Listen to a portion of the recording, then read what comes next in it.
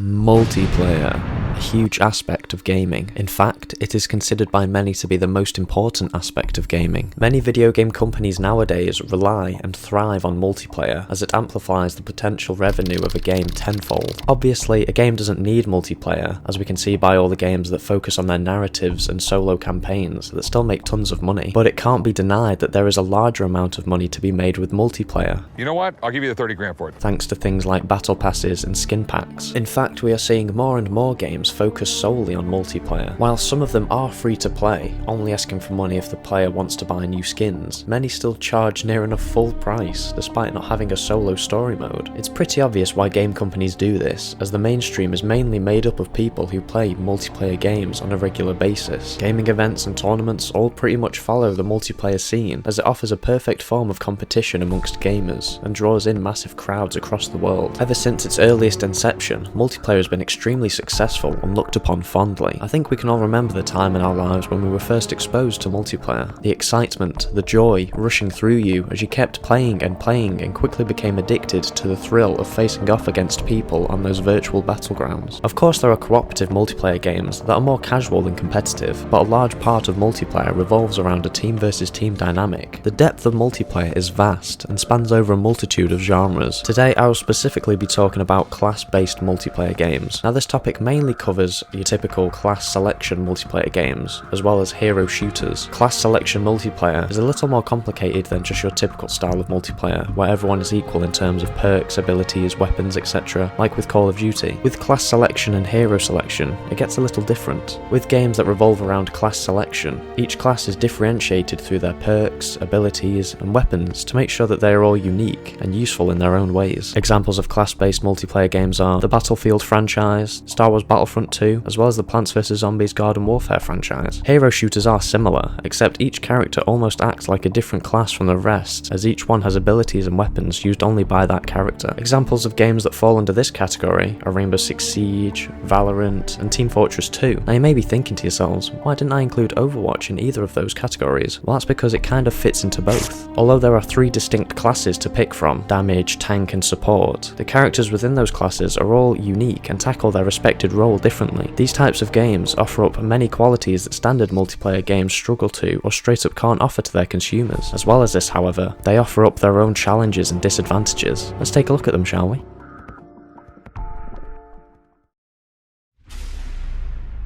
One important factor for any game that has multiplayer is variety. Keeping the experience fresh for the player is essential to keeping them playing. Now, some of you may think this strictly applies to things like maps, game modes, and skins, but it should really apply to gameplay as well. A game can be fun for a time, but if the gameplay is limited, it starts to get bland, and sometimes causes games to become stale, often making it feel like matches blend together. This obviously does not apply to every game that doesn't involve class selection, as a lot of games offer fun and addicting gameplay, but eventually, with a lot of games, people get bored. Let's take a look at the Call of Duty franchise, for example. Each year we see a new COD game come out, and eventually players get bored and eagerly await for the newest installment. Now, reasons why they lose interest may vary. Perhaps they get tired of the maps or the player base, but a lot of the time it's because they get tired of the gameplay. So then each year the developers try and come up with new tweaks to the already tried and tested formula that has been used for 15 years now. Some people argue that having a COD game release every year is a terrible idea, and instead developers should release a COD game and keep it supported with content for a couple of years, with new maps, weapons, and game modes. But I also think this is a hit or miss idea, as people would eventually get bored of the same mechanics and gameplay style, despite all the fresh content.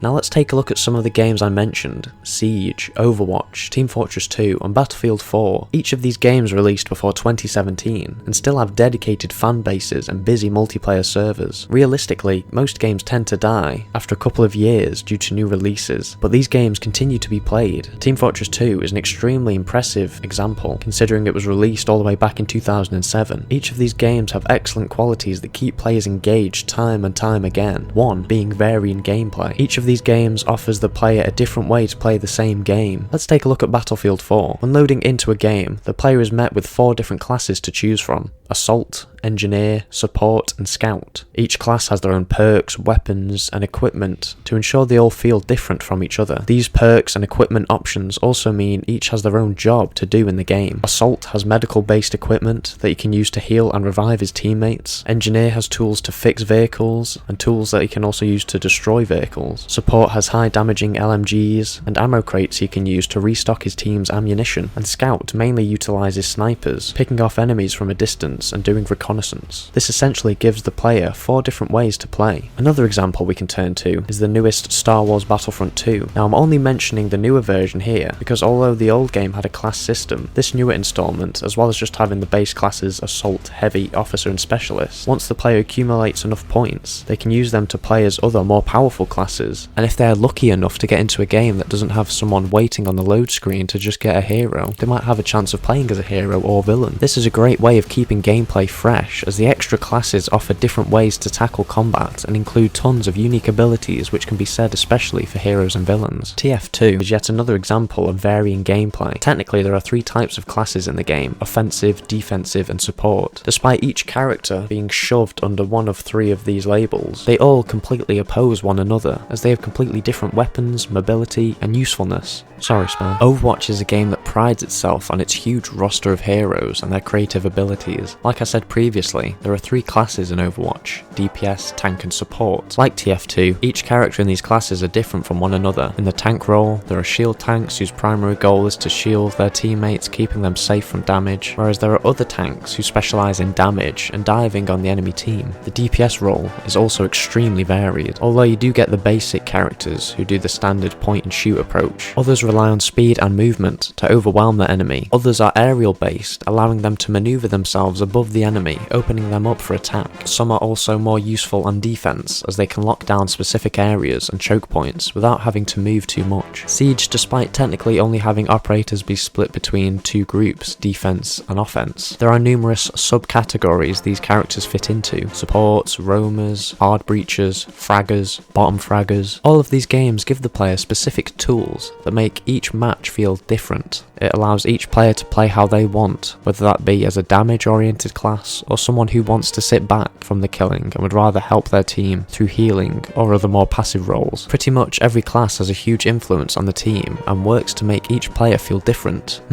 Team and works. Team works. Teamwork. Well, that gives me an idea. In most FPS games, it's not uncommon to see a team get carried by a single player stomping the opposing team on a 2000 kill streak. This is usually only in the race to most kills game modes like TDM in COD and Slayer in Halo. If a player's skill is so much better than their opponents, they can often carry their team to a win. However, this skill of carrying can only really take them so far if they don't work with the rest of their team, which usually falls apart on objective-based game modes. During these game modes, it's not uncommon to see players tackle the objective uncoordinated, or even not go for the objective at all, and just go for kills. Gotta keep that KD positive, baby. Despite these game modes having you play in teams, it does not stop a lot of players from treating it like a free-for-all, trying to get their own stats up rather than securing a win for the entire team. This pretty much boils down to the fact that a lot of the time, there isn't a strong incentive to work as a team in these games. If the player feels as though teamwork, although could help achieve the goal, is not entirely necessary to win, then they will just stick to themselves and treat their team like nothing more than obstacles that take some of their points and kills. Due to the fact that each player is offered the same weapons, equipment and perks, they can pretty much fill every role they need. There's no need for healers in the game, as the player can heal themselves with a stim shot. Ammo is never an issue, as the perks Scavenger and the ammo box drop mean the player never has to worry about running out of ammunition. Although some people may see the lack of a set class system as a good thing, as it provides a sense of freedom and creativity, allowing the player to experiment with different weapons and perks. It means players don't need to rely on each other to win, which although may sound great for all you lone wolves out there, it pretty much makes the team aspect of these games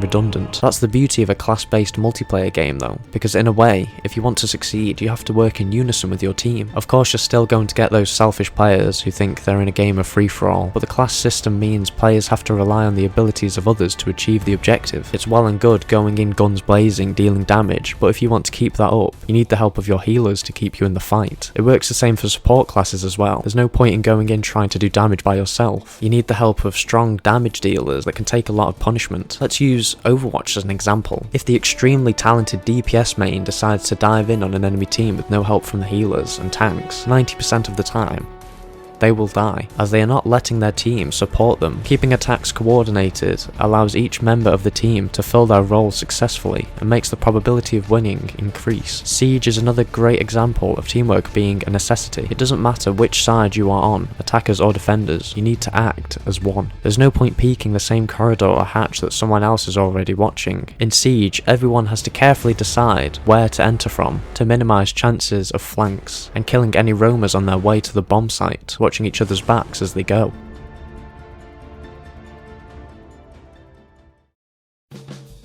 For a lot of people who don't spend most of their time behind a keyboard or controller, it can be difficult to get good at a game when things like work, education, and their social life take up most of their time. It's never easy settling into a new game, especially if it's been out already for a while, as it's already riddled with prestige masters, max rank, esports contending pro players. Class-based multiplayer, more specifically the hero shooter side of it, offers ways for new players to easily slip into a role after a few games of playing. Many of these games offer up characters that vary in difficulty, appealing to both the casual crowd and the sweaties. Like Overwatch, for example. Overwatch's cast of characters all vary in difficulty. The difficulty of these heroes depends on the primary weapon they use and its trade-off, as well as the abilities and the hero's ult. Take Soldier 76, for example. In the game, he has 1 star out of 3, meaning he is an easy hero. Soldier is arguably the most inviting hero in the game to new players familiar with FPS games. He has an automatic hit scan weapon, a powerful alternate rocket shot, can sprint and heal himself, and his ultimate ability is one of the most brainless in the game, as it installs aimbot hacks into his gun. He's essentially a COD player's wet dream. Of course, just because he is easier to play than other DPS heroes such as Widowmaker and Doomfist, it doesn't mean you will instantly become a pro player. It basically just gives a new player the means to get used to the game's mechanics. Another great example is Mercy, the golden child of the support class. Healers in Overwatch are often underestimated in terms of the skill and experience it takes to use a lot of them effectively. A lot of the support characters, as well as having the ability to heal teammates, are capable of outputting a lot of damage too. As well as Ana, Baptiste almost acts like a hybrid hero in the sense that he can fill in for dead DPS characters with his weapon, whilst most of the support cast deal out both damage and health. This can be tricky for new players to utilise. However, Mercy only rarely focuses on the support side. Although she does have a weapon, it's probably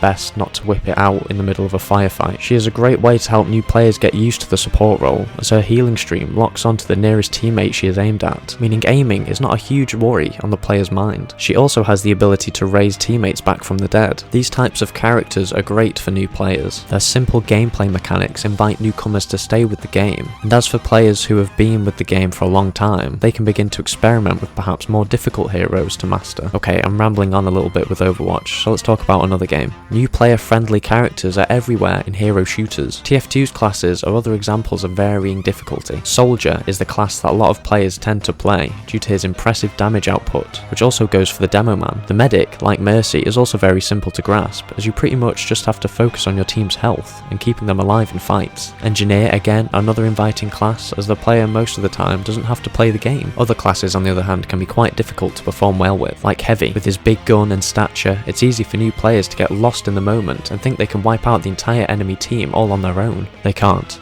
People will also do this with the Spy class, as his kit seems very overpowered at first, being able to go invisible and disguise himself amongst the enemy team, but once the enemy team realises that there is a spy on the opposing team, it becomes a lot harder to trick them, which unfortunately means new players trying to use Spy will get countered again and again as soon as they reveal themselves and inevitably make a mistake. For newer players, it's probably best just to stick to the easier classes. I mean, why not use the Sniper class? Just look how easy it is to use him. Siege is another game that welcomes new players with open arms, with its huge roster of operators. Difficulty in Siege really depends on the speed/armour of an operator, the recoil and damage of their primary weapons, and how simply a player can use the operator's gadget without having to think too much about it. Like Rook, for example. He has the ability to give his team extra armour, allowing them to take a little bit more damage if shot below the head. With Rook, all you need to do is place the armour drop at one of your bomb sites and then That's it. You don't need to chase your team around trying to manually put their armor on for them. They can just pick it up when they feel like it. Another great beginner operator is Sledge, who takes home renovation to the next level. Most great beginner operators have simplistic playstyles and uses that most people are able to understand quickly, and of course there are also operators that require a lot more time and dedication to understand and master. The fact that all these games have characters that require different levels of skill to play creates an experience that isn't too easy and isn't too difficult, and an environment where less skillful players can still do well and have an enjoyable experience.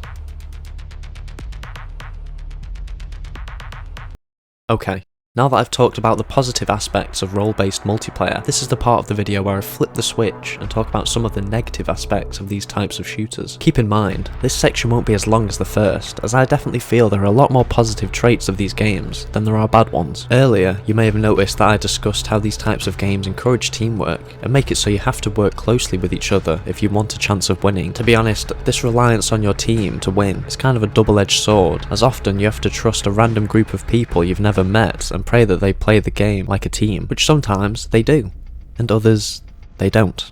Games like Overwatch, TF2 and Siege require an equal level of understanding from each player on the team. They need to understand the limitations of themselves and their teammates. No single character in any of these games can perform every role all by themselves. Working as a team also means communicating is a must to relay information back to your squad. In most competitive shooters, comms can make the difference between winning and losing. This can be a serious issue if players on your team are either too anxious to talk, don't have a mic, or just use their mic to flame teammates, creating a negative vibe on the team. From the time I've spent playing both Overwatch and Siege, these moments are inevitable, and anyone who has played these games knows just how toxic some people can be. You fucking idiots. Having to play as a team can be one of the most stressful and daunting tasks someone can undergo when playing one of these games. Many players will often blame a mistake on the rest of their team without recognising their own failures. Yes, that's what being a team is all about, blaming each other and learning absolutely nothing from the experience. Okay, now let's get another big issue of these games out of the way. Team compositions are extremely important to a team's chance of winning. They need a good mixture and variety of characters that perform different tasks to overcome specific obstacles. Let's again take Overwatch for example. In competitive play, a team should really be made up of 2 heroes from each class, 2 damage, 2 tanks and 2 support characters. This allows the work to be distributed equally between each player in the same class, and means no one should really be overworking themselves. Most people can agree that this is how a team should look on Overwatch. However, when you join a game, you are joining a game with people who will most likely main a specific class. You could end up on a perfect team, where 2 of you are tank mains, 2 of you are support mains, and 2 of you are DPS mains. But sometimes you will get put into lobbies with people that for some reason only main DPS, and have never touched another class in the 5 years that the game has been out. These are typically the people that also demand someone go support, despite having the ability to change themselves. I shouldn't.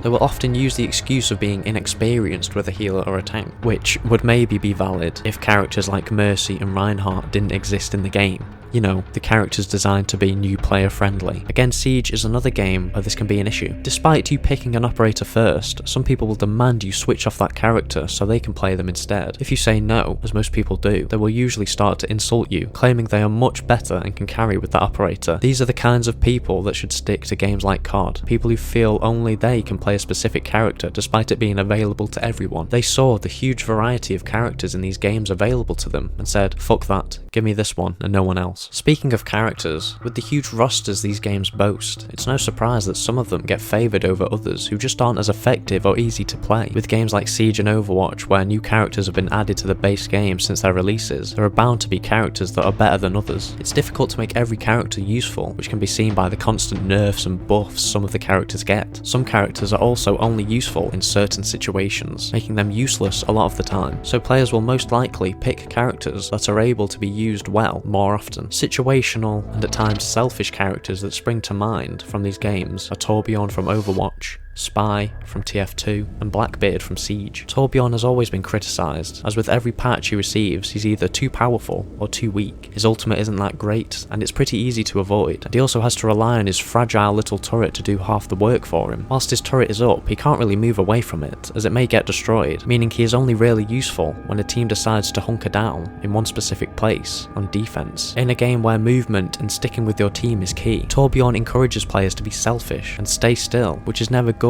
when someone on your team picks him for attack. Now Spy, as I mentioned previously, he's not a bad class, but picking him is a huge gamble for you and your team, as you have to rely on the other team screwing up, which isn't really going to happen that too often in competitive play. It also means you essentially have to bait your team whilst you try and sneak up on the enemy team from behind, which leaves your team a gun down in most fights, leaving spy players with the thought, maybe I should have played someone else that could have helped my team in those fights. Then we have Blackbeard. While not a bad operator, his gadget is extremely selfish, as it can only be used on him, whereas a lot of the better operators in the game have gadgets that help their entire team. Blackbeard is again another example of a character that encourages selfish players to try and get kills alone, as they are pretty much granted an extra shot or two to the head before dying. All of these examples share a common theme of encouraging a selfish playstyle. This is incredibly dangerous in games that require teamwork, as it stirs some players away from working as a team in order to fulfill their own goals. These characters and many others stand against what these games are trying to push to the player, which is pretty ironic when you think about it.